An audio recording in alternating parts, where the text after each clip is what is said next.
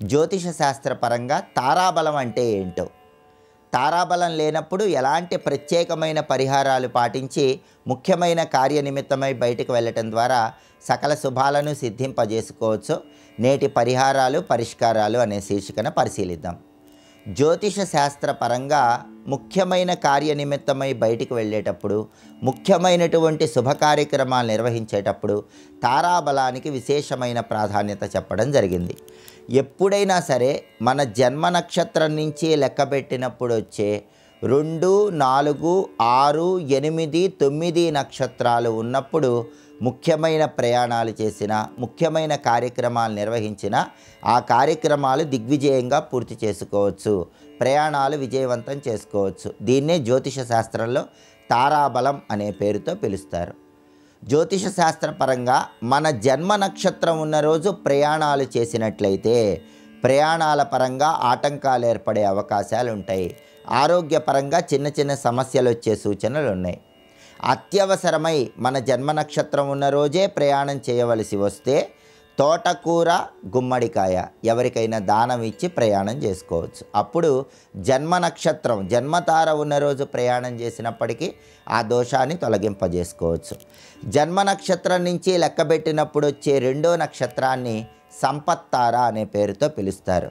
ఈ సంపత్తార ఉన్న రోజు ముఖ్యమైన ప్రయాణాలు చేసిన, ముఖ్యమైన శుభ కార్యక్రమాలు నిర్వహించిన ధనధాన్య లాభం ఏర్పడుతుంది, వ్యాపార వ్యవహారాల్లో విజయం చేకూరుతుంది. అలాగే మన జన్మ నక్షత్రం నుంచి లెక్కబెట్టినప్పుడు వచ్చే 3వ నక్షత్రాన్ని విపత్తార అనే పేరుతో పిలుస్తారు.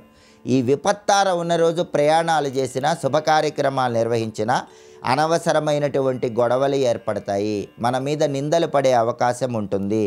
అకారణంగా ప్రతి పనిలో ఏదో ఒక ఆటంకాలు వచ్చే సూచనలు ఉంటాయి. కానీ అత్యవసరమయ్యి ఈ విపత్తార ఉన్నప్పుడే ముఖ్యమైన ప్రయాణాలు చేయవలసి వస్తే ఎవరికైనా మీ చేత్తో బెల్లం దానం ఇచ్చి ప్రయాణాలు చేయండి. అప్పుడు విపత్తార ఉన్నప్పటికీ ప్రయాణాల్లో ఇబ్బందులు ఉండవు, శుభ కార్యక్రమాలు దిగ్విజయంగా పూర్తి చేసుకోవచ్చు.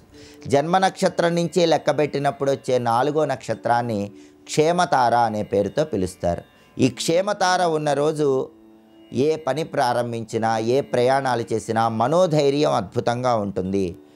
ఆ పనిలో పెద్దల యొక్క పరిపూర్ణమైన సహాయ సహకారాలు లభిస్తాయి, భగవంతుడి సంపూర్ణమైన అనుగ్రహం కలుగుతుంది. జన్మ నక్షత్రం నుంచి లెక్కబెట్టినప్పుడు వచ్చే 5వ నక్షత్రాన్ని ప్రత్యక్తార అనే పేరుతో పిలుస్తారు. ఈ ప్రత్యక్తార ఉన్న రోజు ప్రయాణాలు చేసిన, శుభ కార్యక్రమాలు నిర్వహించిన మనం చేయని తప్పులు మన మీద పడే అవకాశం ఉంటుంది, అకారణ నిందలు పడే అవకాశం ఉంటుంది. దానివల్ల కొద్దిగా మనస్తాపం కలుగుతుంది. ప్రత్యక్తార ఉన్నప్పుడు ప్రయాణాలు చేయవలసి వచ్చినా, శుభ కార్యక్రమాలు నిర్వహించవలసి వచ్చినా మీ చేత్తో ఉప్పు ఎవరికైనా దానం ఇచ్చి వాటిని నిర్వహించుకుంటే ప్రత్యక్తార ఉన్న దోషం అనేది తొలగిపోతుంది. జన్మ నక్షత్రం నుంచి లెక్కబెట్టినప్పుడు వచ్చే 6వ నక్షత్రాన్ని సాధన తార అంటారు. ఈ సాధన తార చాలా అనుకూలమైనటువంటి తారాబలం ఉన్నదిగా చెప్పుకోవాలి. సాధన తార ఉన్న రోజు ముఖ్యమైన ప్రయాణాలు చేసిన, ముఖ్యమైన కార్యక్రమాలు ప్రారంభించిన ఆ కార్యక్రమాల్లో కానీ, ఆ ప్రయాణాల్లో కానీ గొప్ప గొప్ప వారితో పరిచయాలు ఏర్పడతాయి. ఆ పరిచయాలు బంగారు భవిష్యత్తుకు నాంది వాక్యం పలుకుతాయి. అలాగే జన్మ నక్షత్రం నుంచి లెక్కబెట్టినప్పుడు వచ్చే 7వ నక్షత్రాన్ని నైధన తార అనే పేరుతో పిలుస్తారు. నైధన తార ఉన్న రోజు ప్రయాణాలు చేసిన, ముఖ్యమైన కార్యక్రమాలు ప్రారంభించిన, శుభ కార్యక్రమాలు నిర్వహించిన ధనధాన్య నష్టం కలిగే సూచనలు ఉన్నాయి. అత్యవసరమై నైధన తార ఉన్న రోజే ప్రయాణాలు చేయవలసి వచ్చిన, శుభ కార్యక్రమాలు నిర్వహించవలసి వచ్చిన నువ్వులు దానం ఇచ్చుకున్నట్లయితే నైధన తార రోజు చేసే పనుల్లో దోషం తొలగిపోయి అదృష్టం కలిసి వస్తుంది. అలాగే జన్మ నక్షత్రం నుంచి లెక్కబెట్టినప్పుడు వచ్చే 8వ నక్షత్రాన్ని మిత్రతార అనే పేరుతో పిలుస్తారు. ఈ మిత్రతార చాలా మంచిది. మిత్రతార ఉన్న రోజు ప్రయాణాలు చేస్తే జీవిత భాగస్వామి సహాయ సహకారాలు లభిస్తాయి, బంధుమిత్రుల సహాయ సహకారాలు సంపూర్ణంగా అందుతాయి. ఆ రోజు శుభ కార్యక్రమాలు నిర్వహించిన అద్భుతమైనటువంటి ప్రయోజనాలు చేకూరుతాయి, సుఖశాంతులు లభిస్తాయి. జన్మ నక్షత్రం నుంచి లెక్కబెట్టినప్పుడు వచ్చే 9వ నక్షత్రాన్ని పరమమిత్రతార అనే పేరుతో పిలుస్తారు. ఇది కూడా అనుకూలమైనటువంటి నక్షత్రం. పరమమిత్రతార ఉన్న రోజు కొంచెం కష్టంతో అయినా సరే పనులన్నీ దిగ్విజయంగా పూర్తి చేసుకోవచ్చు.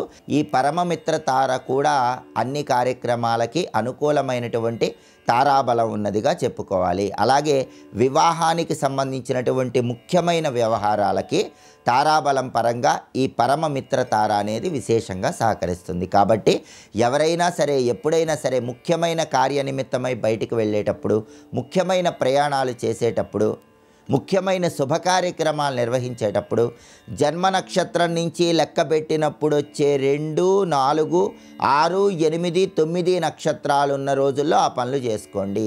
దీన్నే తారాబలం అనే పేరుతో పిలుస్తారు. తారాబలం లేకపోయినప్పటికీ ప్రత్యేకమైన దానాలు నిర్వహించుకొని ఆ పనులు చేసుకున్నట్లయితే అన్ని దోషాలు తొలగింపజేసుకొని సకల శుభాలను సిద్ధింపజేసుకోవచ్చు.